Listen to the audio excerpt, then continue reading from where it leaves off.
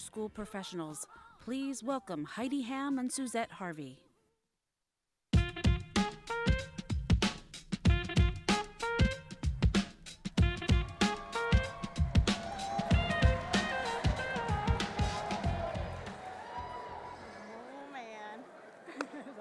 Out there, Heidi.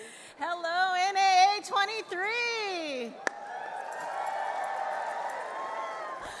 Look at you shine. It's always a thrill to connect in community with you. You're my people, you're our people.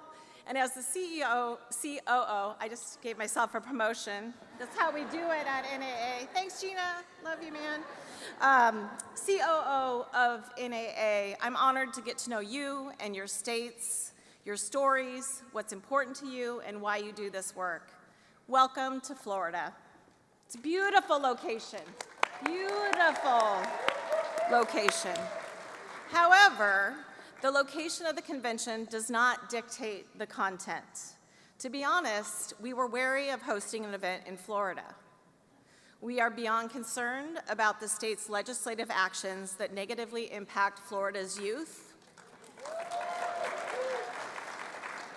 and youth development professionals. We won't let the location and the local legislation stifle important conversations about race, sexuality, gender identity and expression, or in any way impede our goals of advancing equity.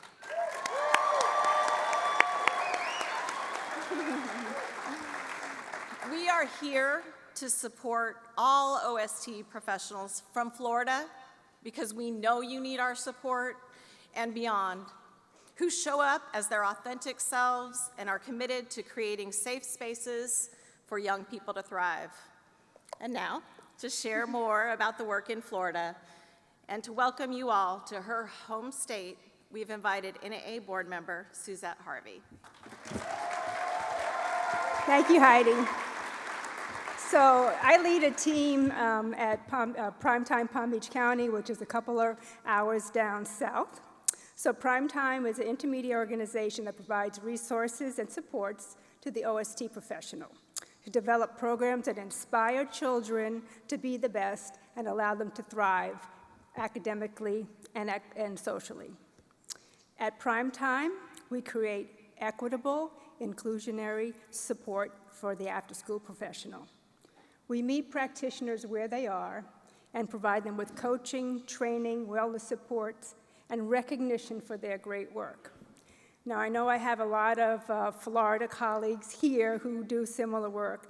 So if we could have all of the Florida OSTs stand up and wave and welcome everybody to our home state.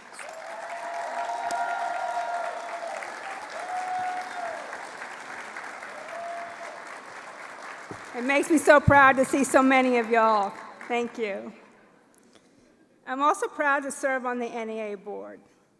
What I love most coming to convention is to see the unique place where we see so many professionals along the journey working together. There's a depth of amazing learning and networking that you don't get anywhere else. So I ask you, as you start your convention experience, I encourage you to be open-minded, soak up every minute of the networking and learning, and connect. And I assure you that there's plenty of people who want to meet you, especially the board members. There are so many sessions to choose from. Pick a topic, go deep, do find something that you're interested in, and definitely visit the Learning Expo. There are great products, services, and free giveaways and terrific energy. So again, welcome. Each year I come here to fill my own cup, and I hope that you will as well. So thank you for joining us to shine.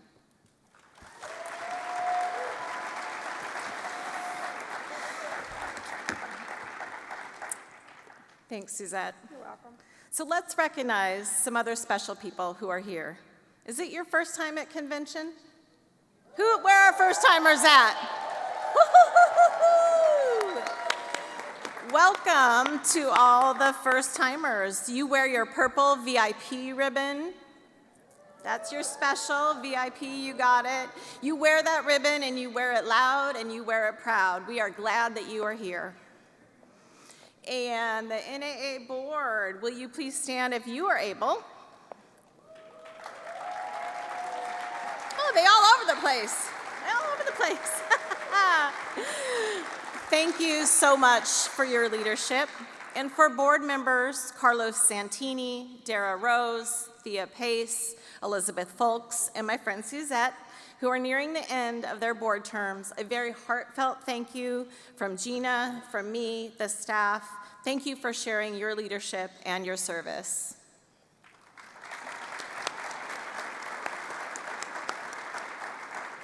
Next, NAA state affiliate leaders, it's your turn to be recognized. I know you got something for me.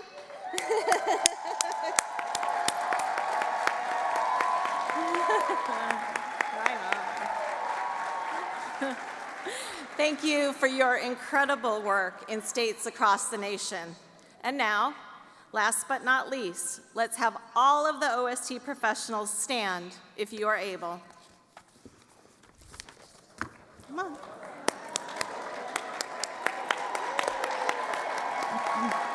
Oh man, we need pictures of this. We see you, and tonight we focus on you, the incredible, special professionals that you are. Each of you brings shine to your work through your unique skills, your talents, and your strengths.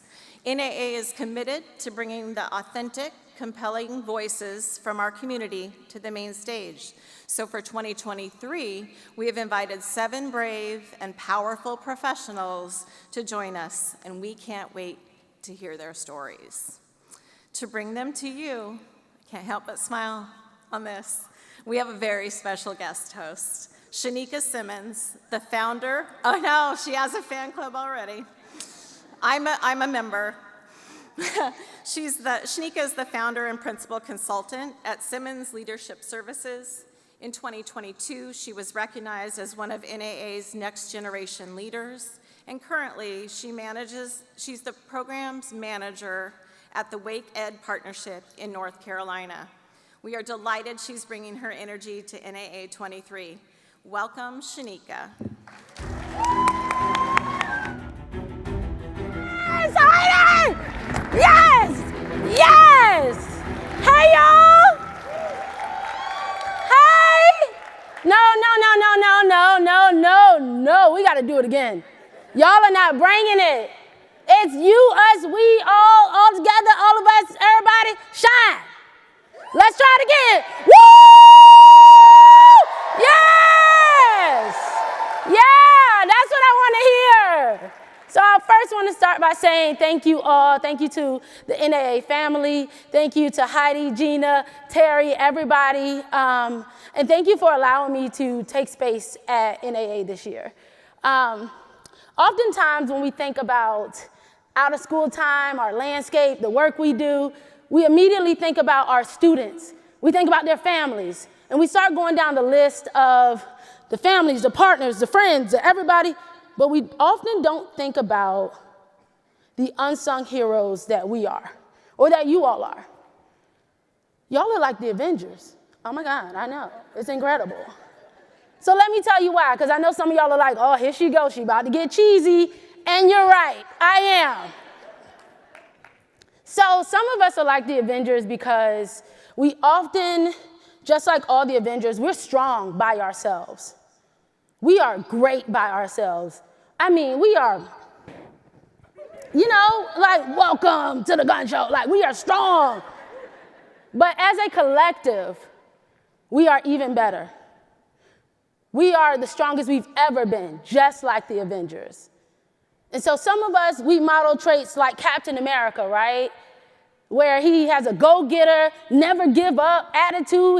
Any roadblock that's in his way, he's going to hop over it, do a somersault over top of it. He's going to get to where he's going, right? Some of us are like Thor. Yes, it's me. I'm Thor. I'm confident, right? I'm a risk taker. I'm headstrong. I'm going to come out here guns blazing. Woo, yes. And I am the SHENEIKA Simmons. Y'all see this power stand? Come on. Some of us are like Black Widow. Black Widow doesn't have any powers. She's a lady in a leather suit. But Hear me out. She can hold her own in a room full of tech geniuses and gods and people that fell into tanks and got superpowers all of a sudden. She holds her own. Some of us are like Iron Man. We're smart. Okay, come on, girl, yes. That's your guy, I'm here for it. We're intelligent. We're headstrong too, but we stand firm in what we believe in. We're calculated, counting every step of the way, making sure that everything is where we want it to be. And then some of us are like the Hulk. Actually, all of us are like the Hulk. I know, right? Crazy. But some of us are like the Hulk, where we find ourselves, we are powerful in our own right, no matter what. But we have an inner saboteur. We're our own worst critic. We're always like, you could have did that better, girl. Try it again tomorrow. But much like sunflowers when they don't get the sun, when we're in a place where we find ourselves questioning what we've done or thinking about the multiverse of madness, where it's like, what, I woulda, coulda, shoulda, whatever. We lean into each other. This is when you lean into your mentors, your peers, your friends, anybody that's in this field that's supporting you, or that's not in this field that supports you. Listen, y'all, I talked to Sharonda. Where's Sharonda at? Somebody show me Sharonda. I talked to her today, and I was like, I don't know about this speech, y'all. They got me talking about the Avengers, and these people going deep later on. And Sharonda, she was like, you got it, girl. Don't worry about it. You got it. And so you need people like that help you shine, that help you glisten, baby. And so with that being said, we have some amazing, dynamic speakers today for you all.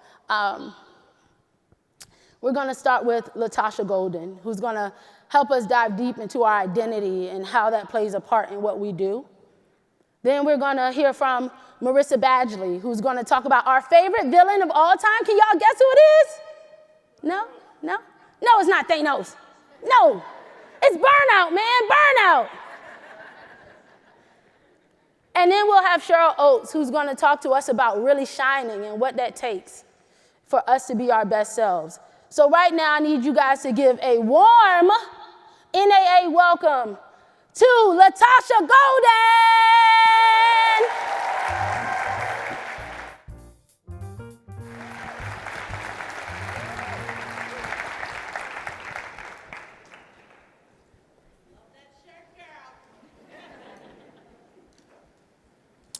I am Black, I am proud, I am powerful, I am relentless, and I am here.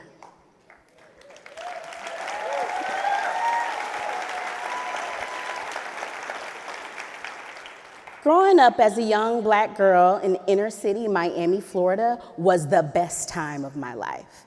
I had my community, my family, my friends, and I loved school. Going to school was the highlight of my childhood. And one of my most memorable teachers was my kindergarten teacher, Miss Lynch. Now, Miss Lynch was fun, firm, and full of life. She was a bold Black woman who was strict, but she made my kindergarten experience one to remember. One day, Miss Lynch asked the entire class, who do you want to be when you grow up? Now, when it was my turn, I said, I want to be a white girl. Because they had long hair, and they didn't have to get their hair hot combed. I remember Miss Lynch's response like it was yesterday. She said, oh no, why would you want to be that? You have long hair already, your skin is beautiful, being Black is beautiful, and you don't have to change. Now, eventually, Miss Lynch helped me realize that what I wanted to be when I grew up was a teacher. Back then, it was because I wanted to decorate my own classroom, but now I know it's because I want to be a Miss Lynch to students one day. Ms. Lynch helped me realize the power of defining yourself for yourself in a world where society and media are constantly dictating our identity for us. Identity is complex, dynamic, and constantly evolving throughout a person's lifetime. One person's holistic identity is made up of a variety of intersecting identities connected to their physical, psychological, social, and spiritual selves, including our gender, race, ethnicity, and culture.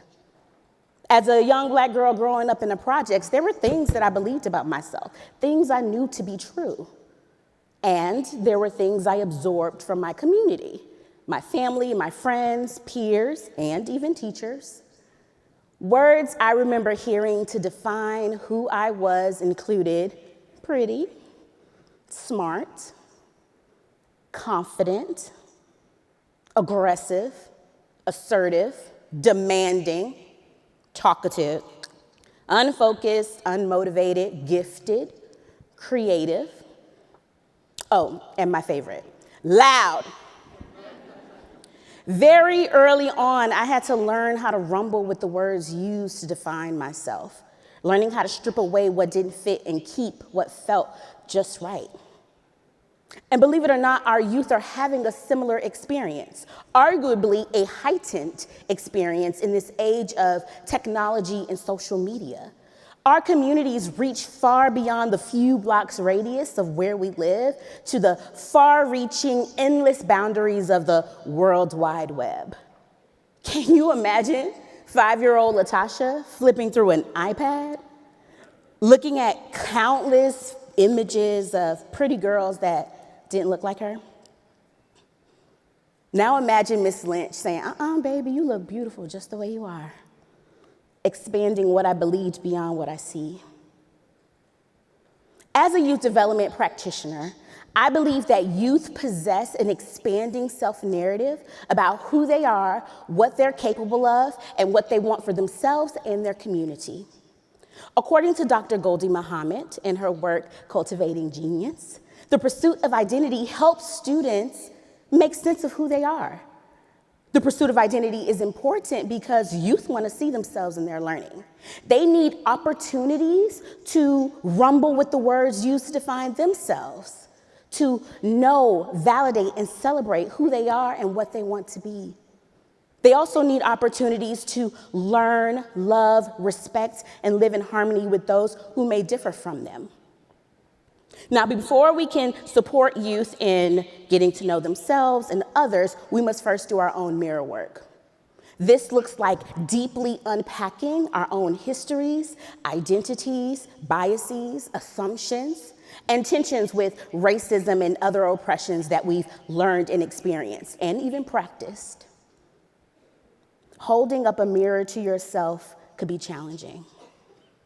It's a journey that is both empowering and daunting.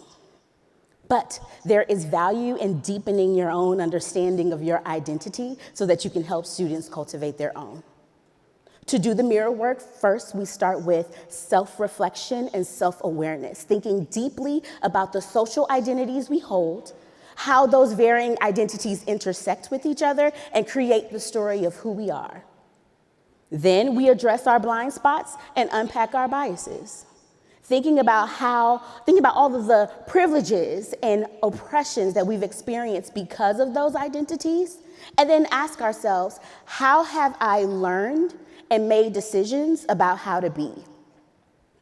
As you unpack, then you set positive affirmations about yourself that plant thoughts and ideas within yourself that boost your confidence and self-esteem to really support students the best we can. You see, we all could be a Miss Lynch to the students we serve. Now, I shared that Miss Lynch was fun, firm, and full of life, but Miss Lynch also had a very strong sense of self. She was aware of her own expanding self-narrative as a Black woman serving Black and brown students in an under-resourced school, and what that meant for the experience she created for her students. You see, identity formation is not just for our youth, but for ourselves too.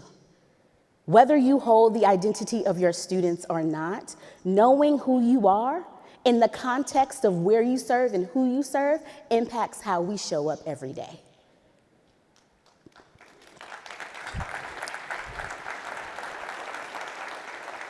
Even as an adult, I still remember that moment with Ms. Lynch.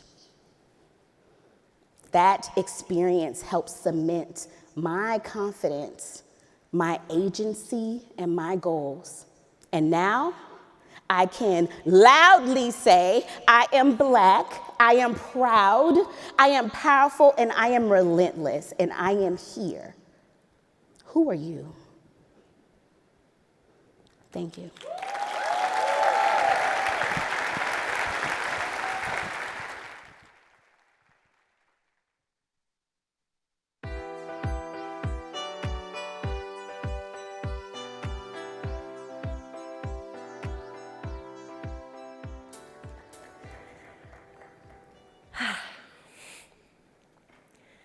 Jose, Janiris, Zuleika, Tammy, Lauren, Jeremiah, Wayne. Every person in this room has a list of names, the names of kids who changed your DNA and everything you thought you knew about the world. Patrick, Heather, Alex, Martellus, Chris, Amoy. These are just a few of my names. You'll see them on the screens. Who are your names?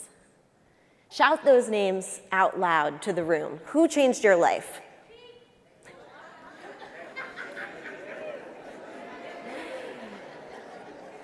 Can you feel that? Can you imagine how many names have been impacted by the people here today? It's unbelievably powerful. Thank you so, so much for the work that you all do. For a long time, the people that I served and supported defined my why. And my hard truth, and the reason I'm here today, is that as big and powerful and inspiring as my list is, it was incomplete for a long time. My name was rarely anywhere to be found. At some point, MARISSA Badgley disappeared from the register of names I would jump out of bed for and put everything on the line for.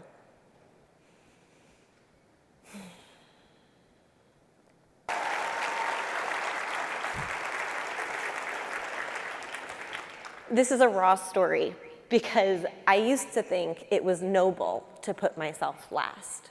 But I now stand here as somebody who believes that my name needs to be and deserves to be at the top of my list.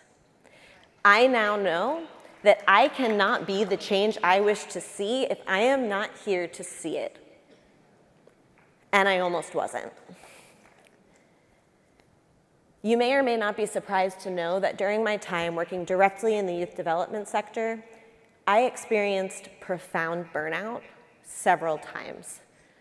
For me, this looked like fainting at work when there wasn't time to eat, suffering panic attacks in bathrooms, almost always just being moments from tears, experiencing either unbearable insomnia or violent and terrifying nightmares. Towards the end of my last job, I was in the hospital 3 times in 6 months, convinced I was dying, only for the doctor to ask me if I had any stress in my life. I had some stress in my life. My guess is that there are many people sitting here today who are nodding along and resonating a little too closely with this story. I've learned that it's not a particularly unique story, but it's also not normal, and it's not okay. Eventually, for me, my brain caught up with my body, and I realized that no amount of passion, self-care, positive self-talk, or therapy was going to prevent my job from killing me. I put my name at the top of my list and quit. Or perhaps more accurately, I surrendered.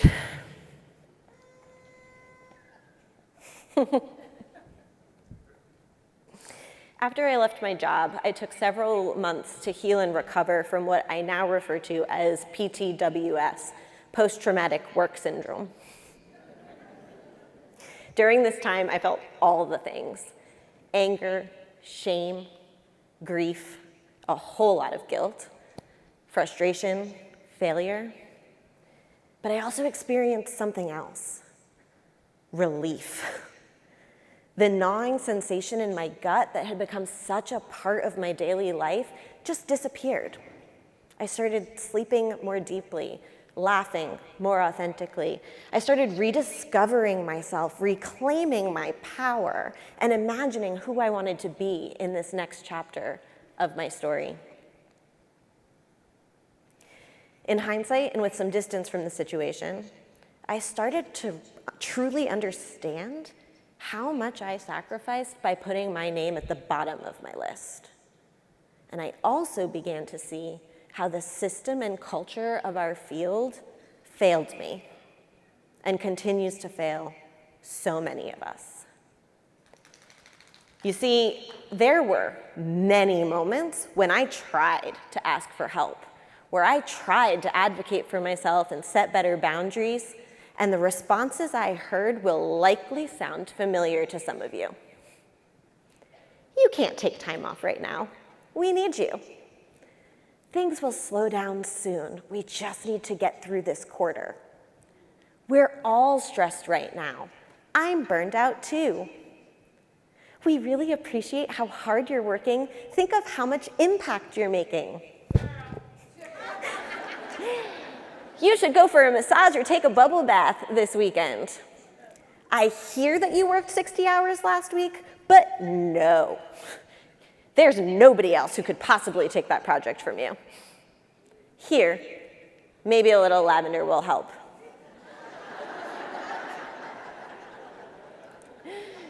So, my friends, we are laughing, but this is gaslighting at best and abuse at worst. We are so often made to feel like our stress is our fault, like our practical inability to do the work of several full-time jobs at a time somehow makes us incompetent, uncommitted, or weak. But let me tell you, we are smart, and we are strong, and we are often so committed that we ignore or justify mistreatment in the name of the greater good. Again, this is not okay, and I am on a mission to break the cycle. In the fall of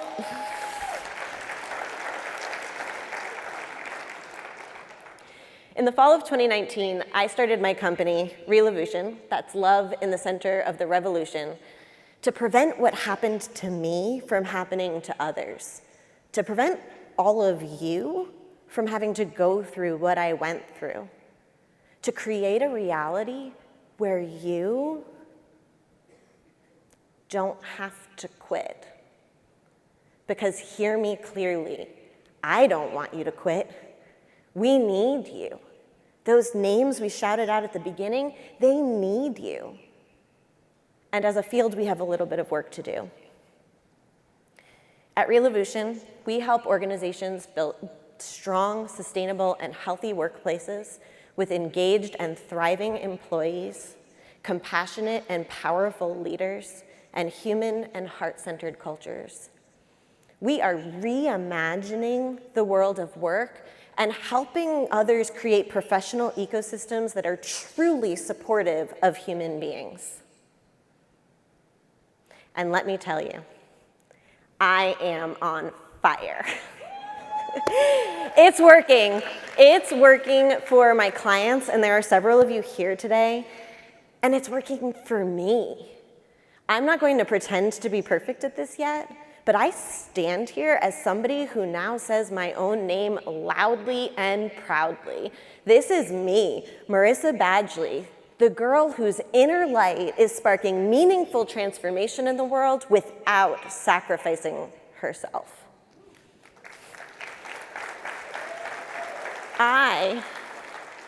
am a survivor of burnout who is here to tell you, here to show you that you can be successful in your work, make a difference in this world, and be whole and well.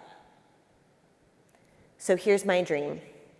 I have a dream of a youth development sector that does not serve children, families, and communities at the expense of the people doing the service.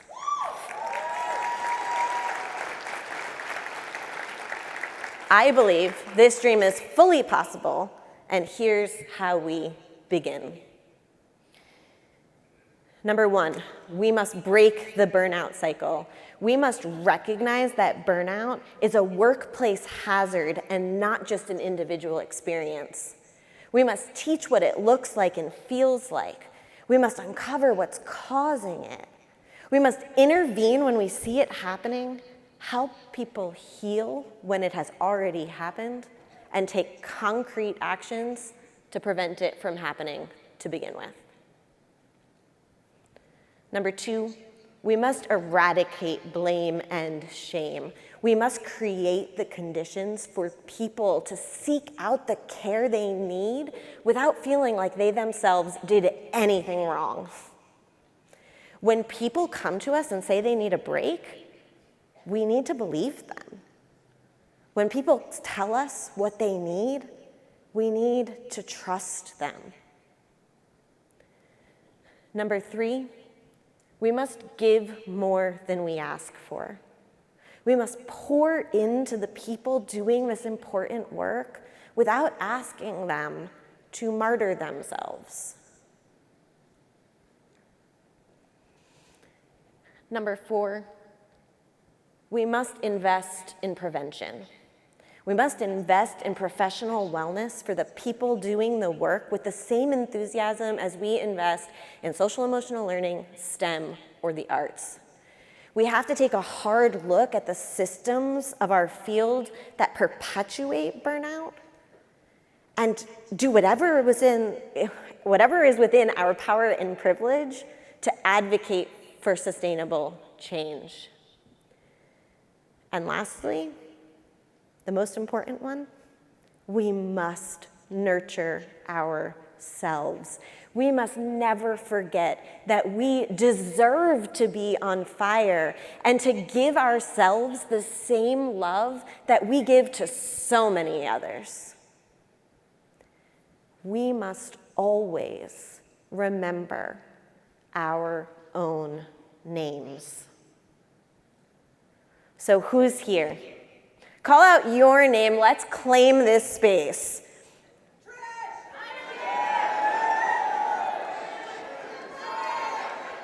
Yeah. Can you hear that? Can you feel that? Let's keep lighting each other up. This is how we change the world. This is how we power the revolution. Thank you.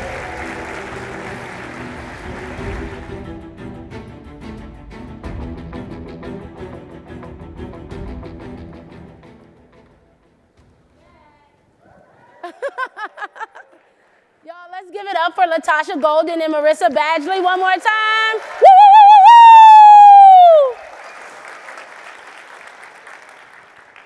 Something that stood out to me that MARISSA said was that we need to nurture each other. We need to nurture ourselves.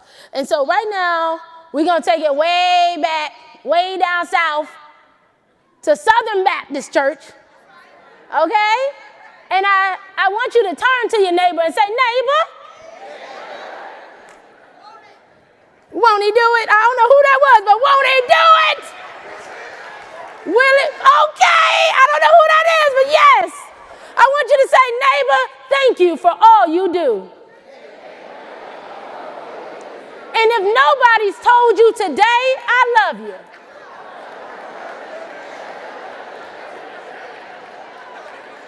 I don't know what y'all said, but we gonna pray on it. Yes, yes. And so something that LATASHA said that really resonated with me was this idea of our identity and who we show up as. Y'all, I definitely was a statistic, like in elementary school. I definitely was that kid. Y'all was putting out the class like, you got to go somewhere else because you are a menace. Yes, that was me. And I think about all the times that I was told I was too loud, I was too much, like, you need to sit down, you're doing too much, you know? I think about all those times. And if I had let that stifle me, those parts of my identity, I would not be standing before you today.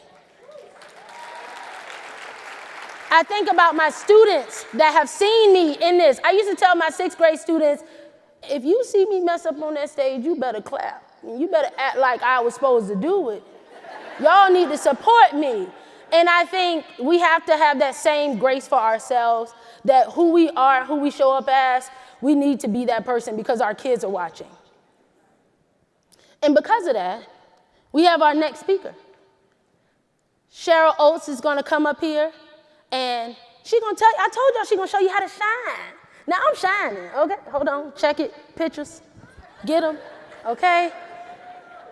But she's going to show us how to shine in spite of the burnout, in spite of us having conflicting identities, in spite of all those things. So let's give it up for Cheryl Oates! Yes, yes. Oh. Yes! I'm sorry, y'all, I'm gone.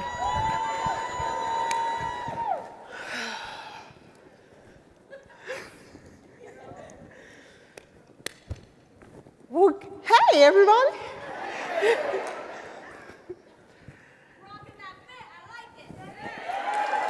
Thank you. I appreciate that. I feel like I should spin and stuff, but I guess I'll try to do what they asked me to do. You, us, all together shine. You are the you they need, right? I just want to spend a few minutes talking to you a little bit about my journey in this work and as a leader in this work.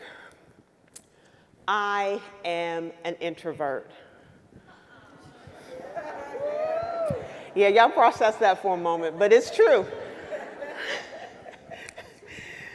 So as an introvert, I never thought leadership was for me, right? We define leaders as these loud, extroverted, like I'm having a hard time selling this now that I'm on the stage, but loud, extroverted individuals, people who just walk in a room and you feel their presence.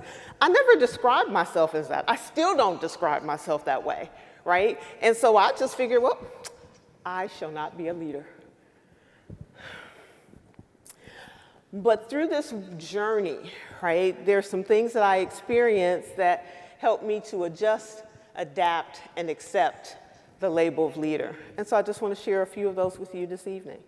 Emotional intelligence, finding a nudger, which I'll describe, and professional development. Emotional intelligence, and as I listen to the other speakers, there's so much overlap, but emotional intelligence is really just understanding how your emotions impact how you show up in the world, right? How you connect to others, how others react to you. And so as an introvert, that was really helpful because I do a lot of living in my head, right? And so in places and spaces, that can be misunderstood. I could be seen as aloof and distant because I'm working it out. Oh, that's a great idea, like that. I'm working a plan in my head. So emotional intelligence was really freeing for me to understand that I could still engage in that space. The second thing is a nudger. So a nudger is someone who's a little bit of a coach or a mentor, definitely a friend and a colleague, right?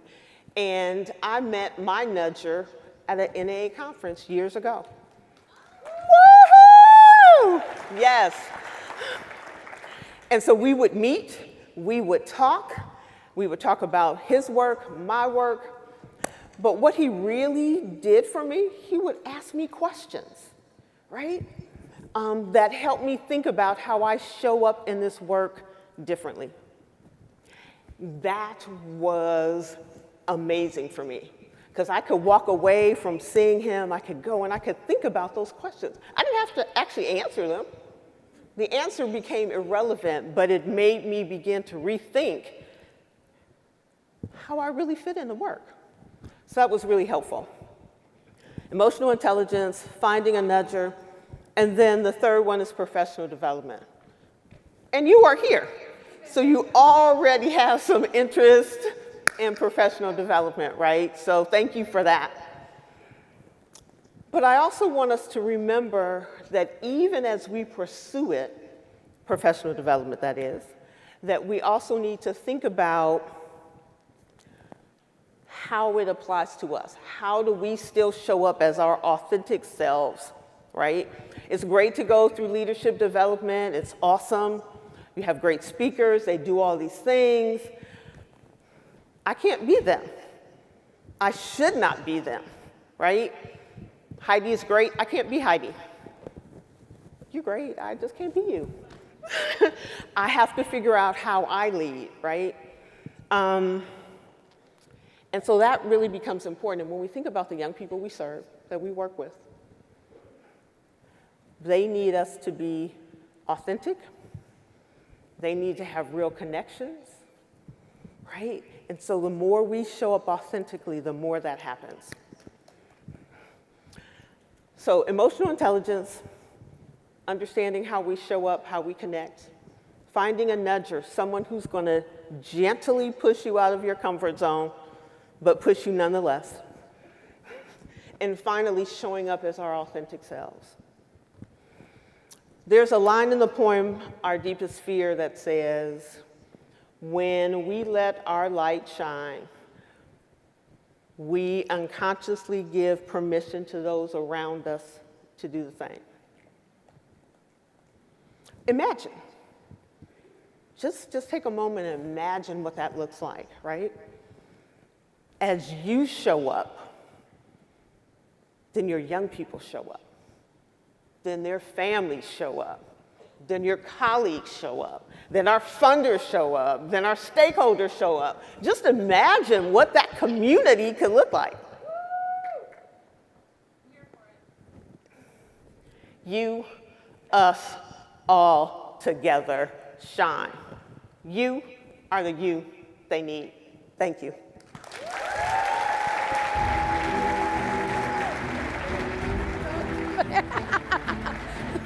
Okay. Yes. I love you, baby. I love you too. Y'all, let's give it up for Cheryl.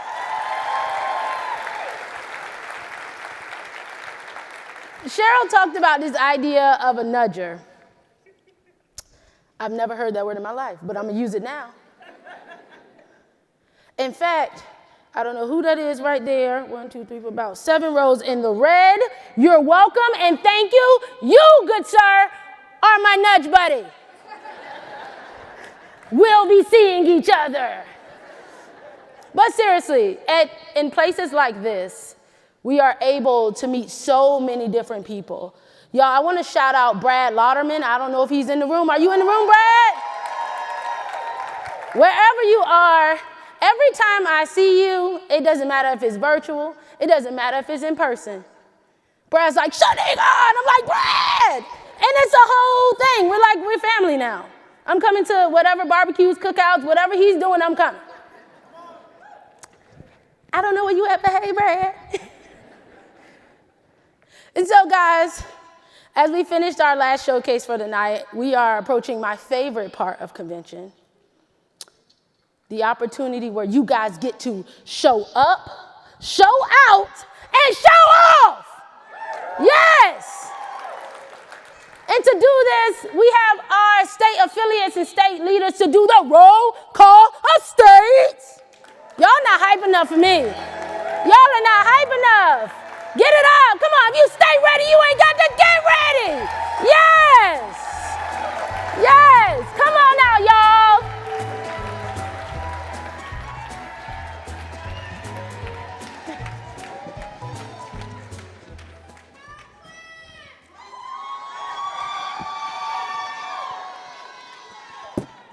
I'm Jennifer Bonner. Go Michigan. I do this work because every day in my life, I see hardworking folks, dedication, compassion, willing to be part of something that is big, that supports children all across this great country. And so with that said, I think that we do a phenomenal job in working to create a wonderful out-of-school time feel, and I am so proud to be part of it.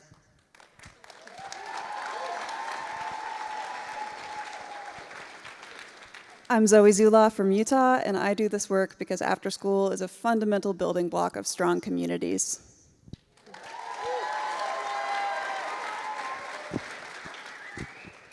I'm Michelle RITCHLIN from Ohio. And I do this work for the stock options. No. I do it where it's purpose-driven, certainly. You know, I love the people I work with and work for and the youth and families that we serve. I'm CLINT DARR from Missouri. I do this work because I'm a change agent. And my vision is to see and experience the difference that we make in the lives of the children and families that we serve. Okay, so let's get this party started.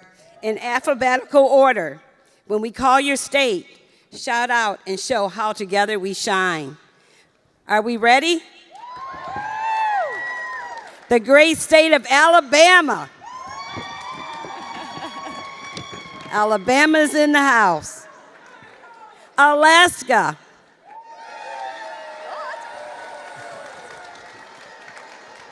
Arizona. All right. Arkansas. All right. California. Colorado. Connecticut. Delaware.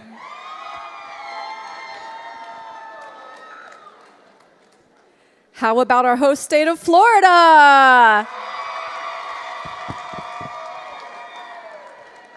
Their neighbor, Georgia. The beautiful state of Hawaii. Yay! All right, let's hear it for Idaho. Yes, small but strong. Illinois.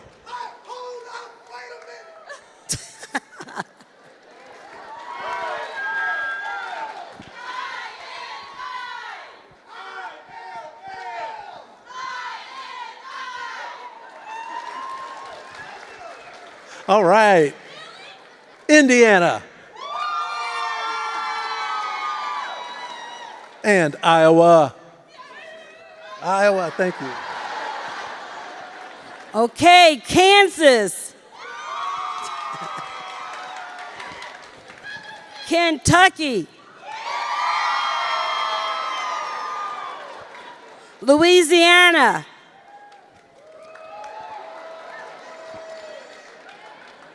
Maine. All right, let's hear it for Maryland.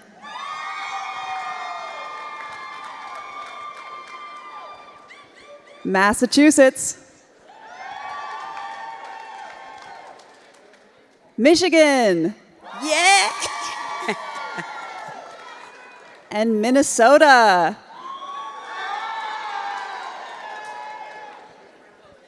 How about Mississippi?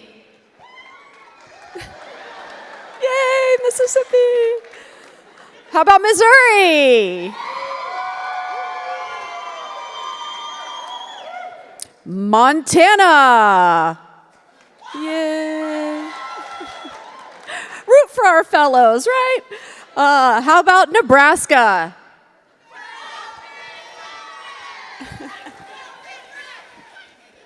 All right, let's hear it for Nevada. All right, yeah. New Hampshire. New Jersey. New Mexico. All right, New York City. North Carolina. North Dakota.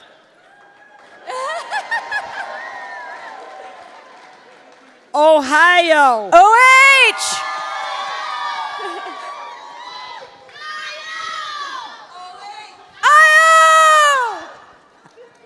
All right, how about Oklahoma? And Oregon. Pennsylvania. Let's hear it for Rhode Island. And South Carolina. How about South Dakota? Oh, good, yay. Tennessee. Hi, Tennessee. Texas. Everything's always bigger, isn't it? Utah. Oh, look at Utah. Utah showing up. That is impressive. I think you might have unseated Texas. And Vermont. Come on, strong Vermont. All right, there they are. All right, let's bring it home. We have Virginia. We have the state of Washington.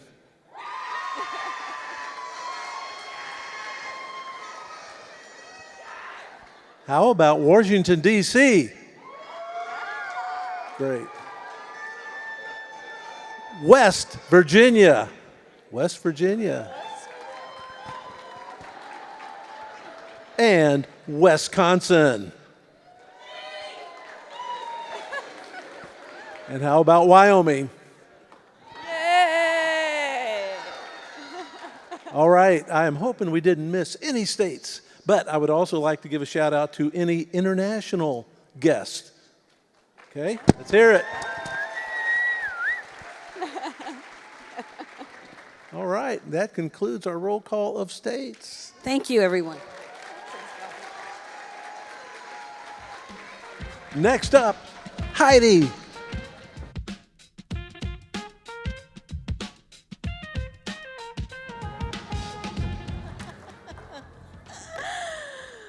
Thank you so much to my state leader friends and for conducting that important roll call and celebrating our delegates from the U.S. and beyond. And did SHENEIKA leave? Did she go to get her nudger? Where is she? She's out? She probably went out to North Carolina. I really want to give a shout out to SHENEIKA. She is the best. Oh, all right. There she is. So we're going to keep celebrating. Throughout the convention, we'll have contests and giveaways facilitated through social media. The contests for tomorrow should be shown on the screen. Yeah, right there.